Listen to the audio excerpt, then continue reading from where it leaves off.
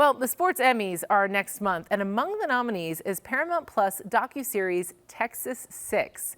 6-on-6 football is huge in small towns across the state of Texas, and this series follows the two-time defending state champs from Strawn, Texas, a town of less than 700.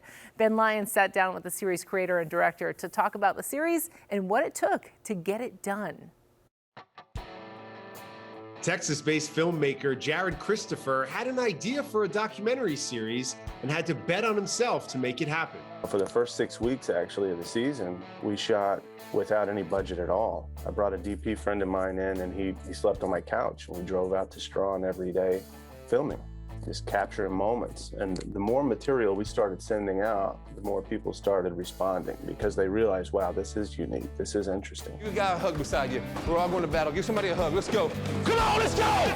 Texas 6 is set in the world of 6-on-6 high school football, and the series was recently nominated for a Sports Emmy. We believe in this little story, and it's definitely connected, I think, in a way with the audience that's seen it. Maybe this will get some more eyes on it. For people who aren't familiar with the world of Texas 6, describe this particular style of football. There are a ton of little small ghost towns all across Texas with kids, enrollment numbers around 100. Six-man football is an opportunity for those schools to continue to play football. And six-man is sort of like arena football. It's really fast, high scoring. Sometimes you'll see teams score more than 100 points a game.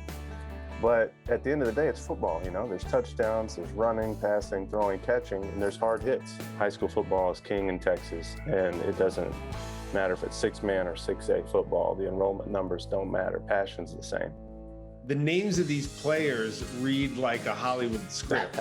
J.W. Montgomery, Blaze Duncan. What is it about these characters, the world of small-town Texas football, that has so many filmmakers, so many artists interested in these stories over the years? I played high school football in Texas, so I'm aware of it firsthand. My first trip around that town with Coach Lee, I felt like I was, being given scripted characters. J.W. Montgomery, the team's starting middle linebacker, 140 pounds, 5'6", and in his free time, he's a pig farmer. Blaze works at the only restaurant in town. Blaze busses tables during the week after his high school football practices, and on Friday nights he leads the team to victory as the team's quarterback.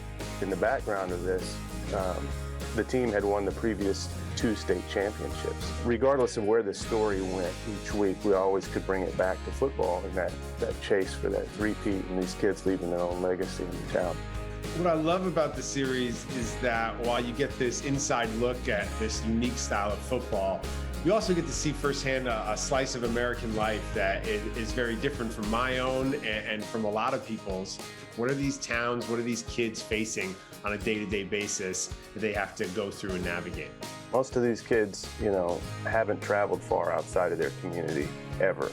And so the one thing that they all have, that they all share, is that Friday night football experience. On Friday Night Lights, there's one set of lights that are on in that town, and if you follow those lights, you will find everybody in that town, all 676 around that football field.